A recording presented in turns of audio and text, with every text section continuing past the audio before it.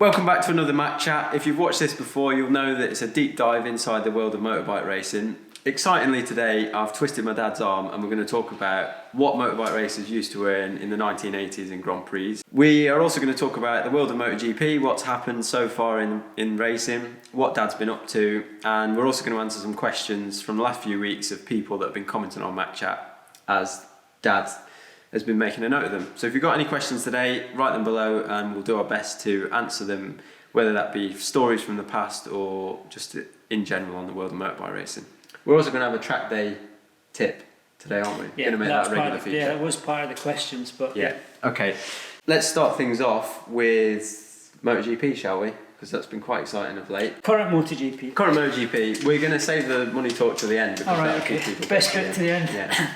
MotoGP, well, been a couple of events since the last time we were chatting. Portimao for me was amazing. One thing that's always made me nervous about Portimao is the nature of the track. It is so aggressive. It's up one side, down the other. It's the changes of elevation and the corners are just incredible.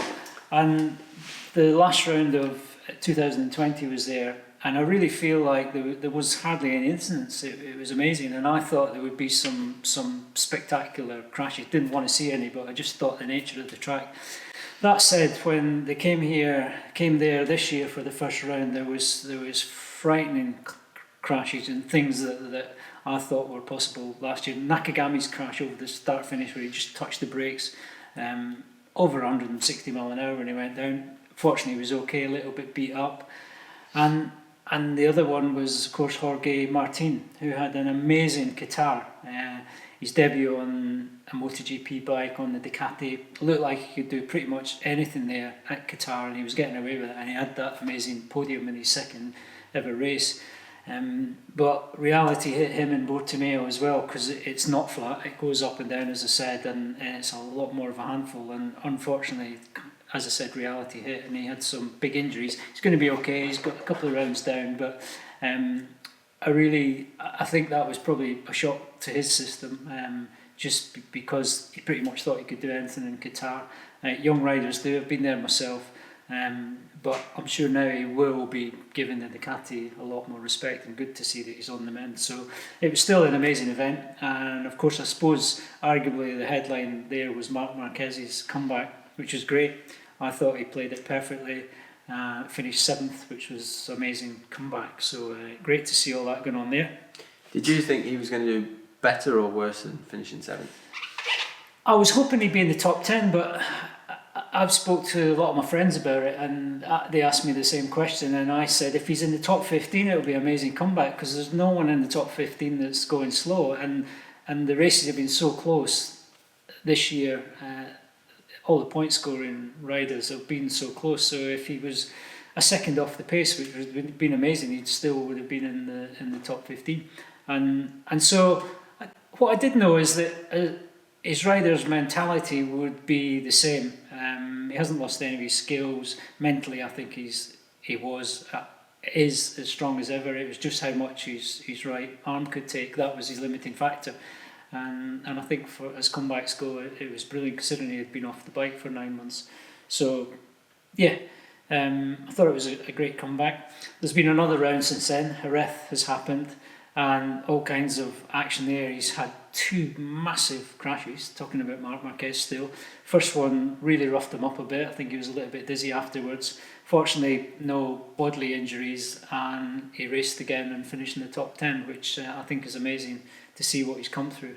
But I haven't seen the interview, but I have heard he said he now believes there is more to life than racing. Yeah. And I guess that means that he's not prepared to die for it. I'm sure he wasn't thinking about that before, but he realises now he is human, and he's been through a lot, and he wants to live the rest of his life out.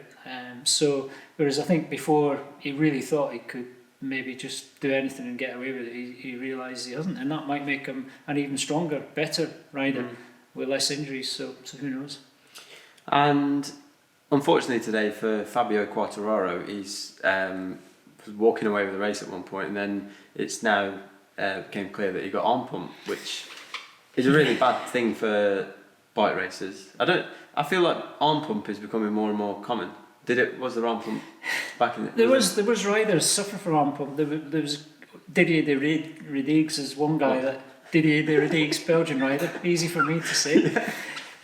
He was top class 250 and 500 rider, and he appeared one weekend with great big slashes up his arms, and no one had really heard about it before, and he went to get carpal tunnel syndrome fixed. That's what it was. I mean, for people that don't know what arm pump is, basically you'll hear it talked about in motorbike racing all the time. For anyone that's had it, you'll know it's the worst thing in the world. Basically your forearm pumps up and there's not enough room in there. Your forearm muscle is basically in a sack, and it all pumps up and it goes solid, and eventually it stops you using your hands. So a few laps into the race, if you get arm pump, it's really difficult to pull the brake or open the throttle, and at points it can just completely numb your arm where you can't feel anything or do anything.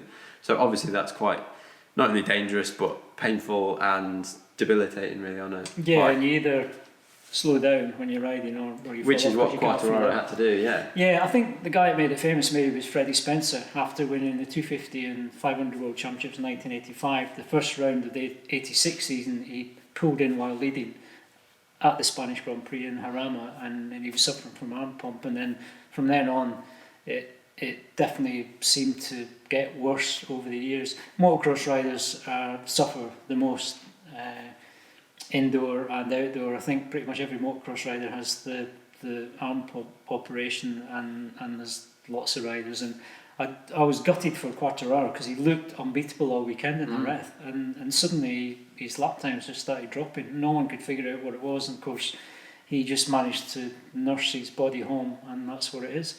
But already this year Jack Miller's had an operation after Qatar. Iker Lecuona has as well, same problems. So it's incredible really, because the power the MotoGP brakes have is incredible, but so they don't need a lot of pressure to stop the bikes, but they're obviously hanging on tight. Everything's coming up quick. It's the right arm that is affected, and of course, like you say, once it gets pumped up, there's no getting out of it. So the arm pump operation surgeon's going to be kept in business for many years to come. Yeah, you've had both done. Yeah. So you've been there and know what it feels like. Yeah. I've also just got a quick announcement to make. As many people know, I use this channel to fund my racing. And as part of that, I had various different ways that people could help out over the winter. But very excitingly, I've got the first ever sponsor of my YouTube channel. So this episode is sponsored by Skillshare. Skillshare is an online learning platform for creators like myself.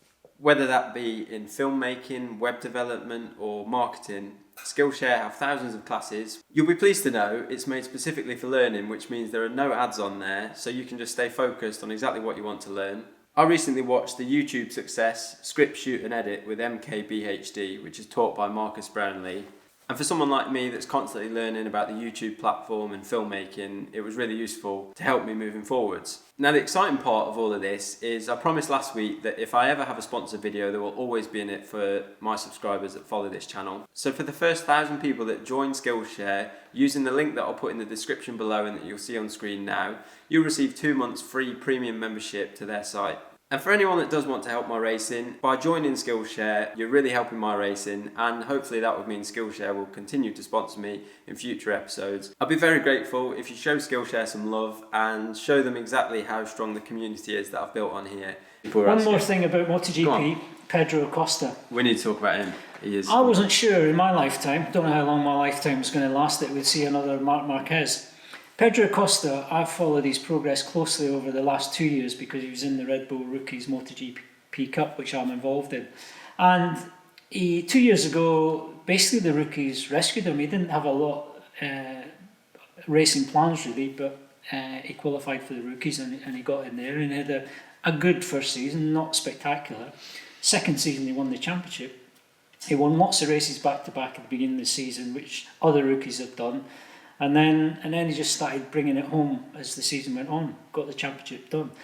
Looked amazing, anybody that wins that championship is amazing, but no one saw what he was going to do next.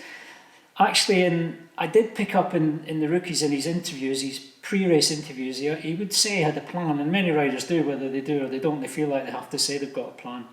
But he used to carry out his race strategy plan to the letter, which part of me thought was maybe just bit fluky or he got lucky. That's kind of what he was planning, and it worked out that way. But looking back now, I really, you've got to believe that he did have a plan, and he was amazing. He got that championship done. No rookie has come into the Moto3 World Championship and done what he's done now. 3 races back to back, one from a pit lane start, and each one, his last lap has just been incredible. Calculated, inch perfect, thinking about the other riders around him, where they're going to be, like he's got eyes in the back of his head. Got the job done, had to push to the limit, and he's just mind-blowing. I thought when he did it once that was amazing. To do it 3 times is just incredible. Well, he won from the back of the grid. At Porto, he nearly ejected himself at the last corner, stayed on, saved a massive crash really, stayed on and won it. And then today as well, 2 laps to go, he high-sided himself, saved it. There was a gap, and within a lap he'd caught the front 2 back up and won the race. Yeah, So, what he's amazing at doing is not leading, because it's quite clever really. If you're leading, then you don't really know. The guys behind you can see all your moves, see all your strong points and your weak points. And when you're following, you like Acosta been doing, he's getting to suss out where all the guys are strong and weak, and he's kind of got everything covered by the time you come to the last few laps. You've got to be lucky not to get taken out. A lot of riders get unlucky, but he just seems to have that sixth sense where to position himself and to get the job done. And he's incredible. At 16, and he's enjoying it.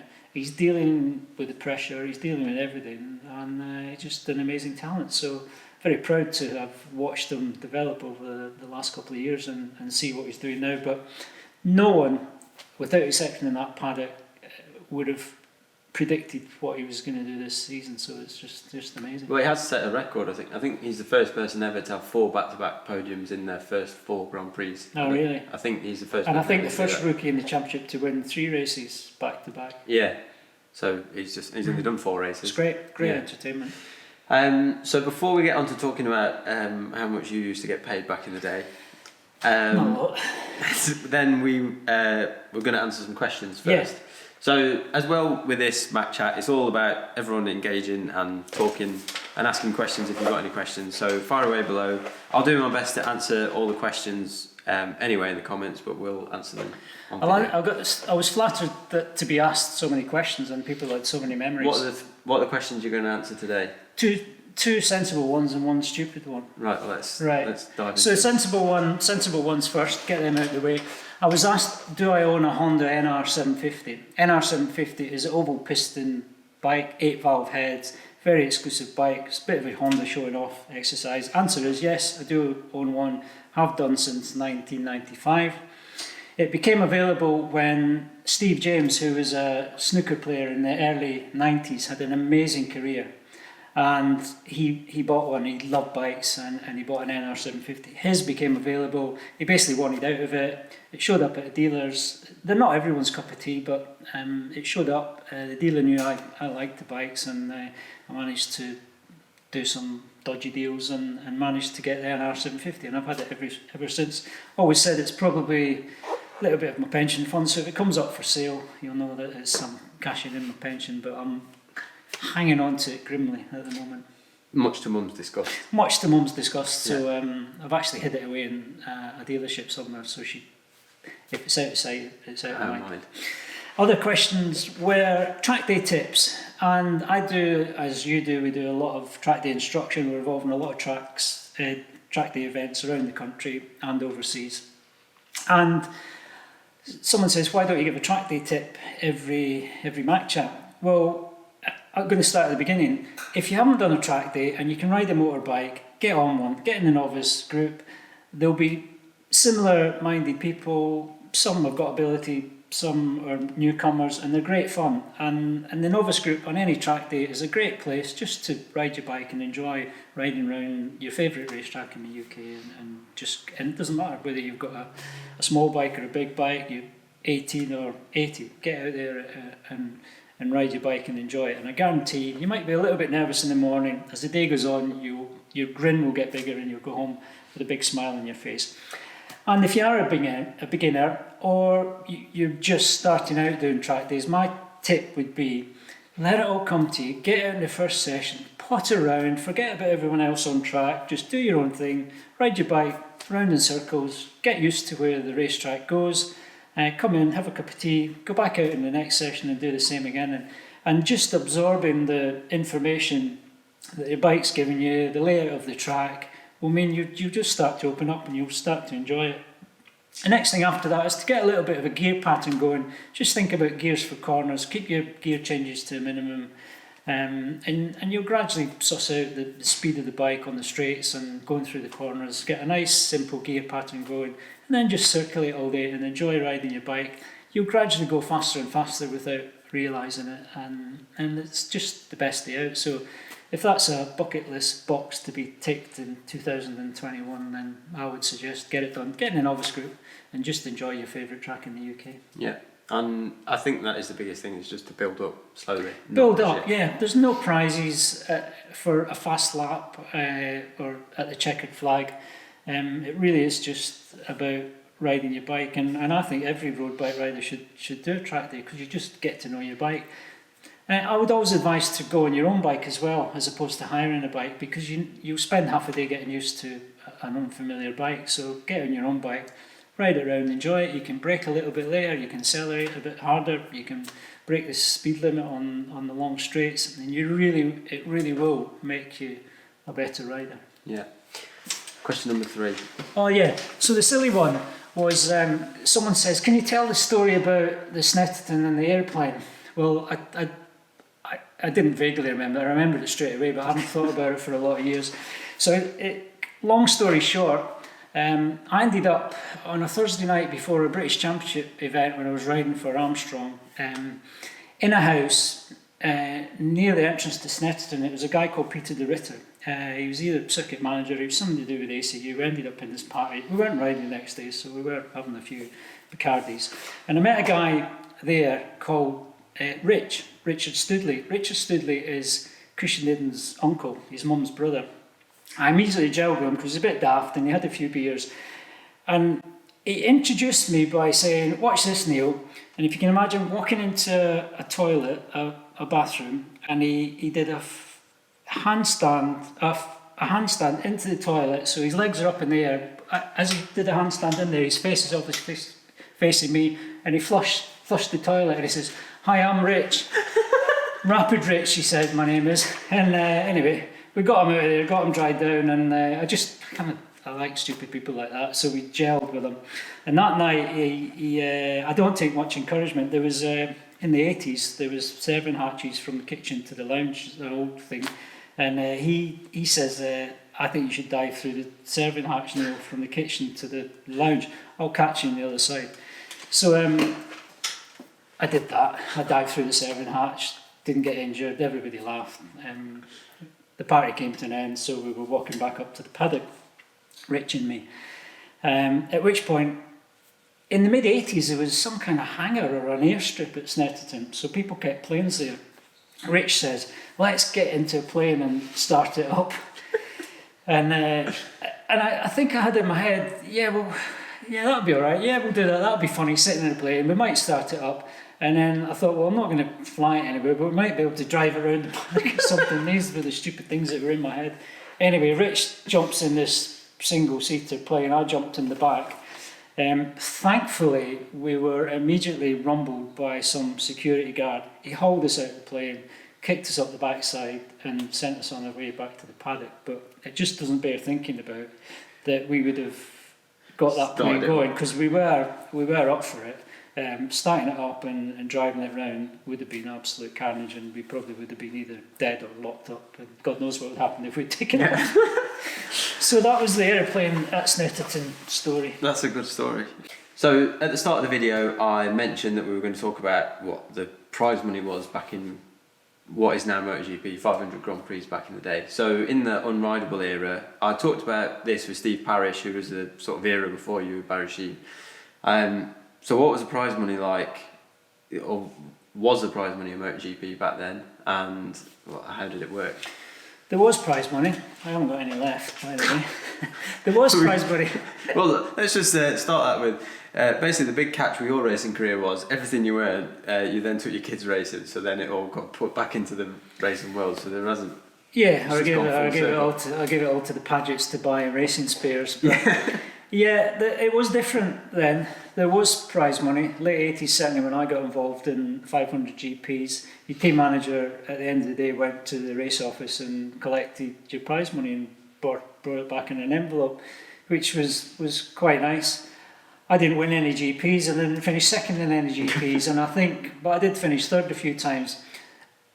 Off the top of my head, I think the prize fund was something like $10,000 to win a race. If you won a 500 GP, your team manager would come back with that kind of cash in an envelope. It was all declared, but it was just mad. And it was, because we weren't in the euro then, it was different currencies in each country. So me and your mum was just driving around Europe. The guy would come back and say, that was your prize money for Daniel, put it in an envelope, and then we just kind of get put in an envelope and driving around Europe, really, and then come back at the end of the season. So it was quite nice. I was very privileged to be a factory rider, but the prize money did go to everyone. So the privateer guys in the paddock. That's what I was going to ask. Yeah, they got money. There was a minimum amount of money you could get. So it was start money, effectively. Urta were up Just and running the then, and they were working hard and looking after all the riders. And there wasn't any start money. Although, as a factory rider, we didn't. The only race outside of GPs we do is probably a Suzuki 8-hour race. But a lot of the privateers that made up the numbers in the paddock there would do international races in between places like Hengelo in Holland, Raalte in Holland. There was the original Magny Cours circuit had international races. The Brits would come back for the TT and the Northwest 200, so they'd make up their wages like that. So it really was about paying for your racing with whatever you could earn in start money and prize money. But yeah, it's just different now, but that's how it was then. We'll end on that. That's today's Match Chat over and done with. Thank you Skillshare for sponsoring this video. Make sure you click the link in the description if you'd like your free trial of Skillshare, and we'll see you soon.